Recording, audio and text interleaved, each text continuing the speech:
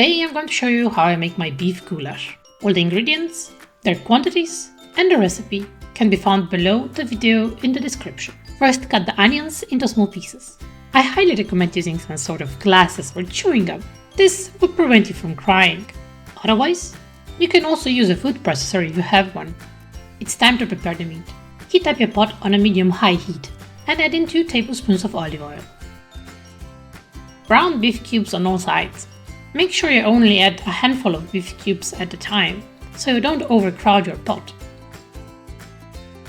Each time you add in your cubes, make sure you season them with beef spice mix. Once they're brown on one side, turn them over and season them again. Brown them a little bit and remove them from the pot. Repeat this process until all the cubes are nice and brown. Add the diced onions and sweat them off for 5 minutes on a medium heat. Add in your anchovies, squeeze in your garlic clove, and mix well to incorporate into the onion. Let everything cook for about 10 minutes on a medium heat. Deglaze the pot with 50 ml of red wine. Mix well and really scrape off the bottom of the pot with your wooden spoon. This way you can pick up all the delicious goodies that were left there from the meat and onions. Cook for another 3 minutes and then add a teaspoon of sugar. Mix well and let it cook for another 3 minutes. Sprinkle over a pinch of salt and again, as before, mix well. Lower the heat slightly to a medium-low and cover the pot to 90% of the way. Let everything cook for additional 15 minutes. Make sure you mix everything a couple of times while it cooks. Pour in the juices from the meat that have gathered on your plate. Add in your tablespoon of tomato paste, 1 teaspoon of soy sauce,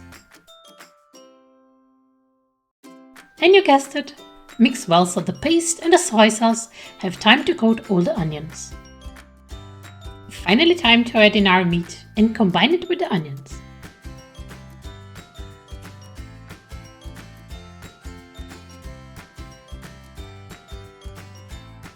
Sprinkle over half a teaspoon ground cumin.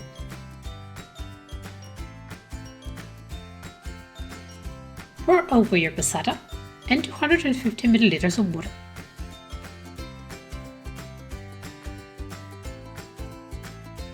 And bring everything to a boil on a medium-high heat. Once it boils, let's add the rest of the spice mix for the goulash. Add in a few drops of tabasco and a few ticks of Worcestershire sauce. Mix and lower your heat down to low. Cover the pot and let it cook for another 2.5 hours. Don't forget to mix every 30 minutes, or your goulash might burn on the bottom. It's really a labor of love, and once you try it out, you will never forget the wonderful taste. Serve it together with bread dumplings, polenta, or just bread. I will show the recipe for my bread dumplings next week, so make sure you subscribe and ring that bell. If you have any questions, post it down below in the comments, and see you next time.